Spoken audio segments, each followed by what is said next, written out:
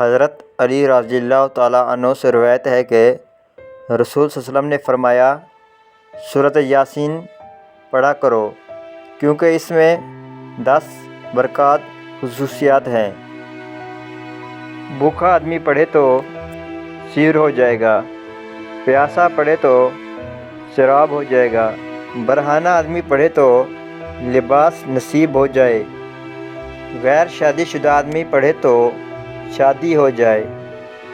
خوف زدہ آدمی پڑھے تو امن پا لے، اسیر آدمی پڑھے تو رہائی پا لے، مسافر آدمی پڑھے تو سفر میں آسانی ہو جائے، مقروض آدمی پڑھے تو قرض ادا ہو جائے، گمشدہ چیز کے واسطے پڑھی جائے تو چیز مل جائے، قریب المرگ شخص کے سامنے پڑھی جائے تو نزاع کی سختی کم ہو جاتی ہے۔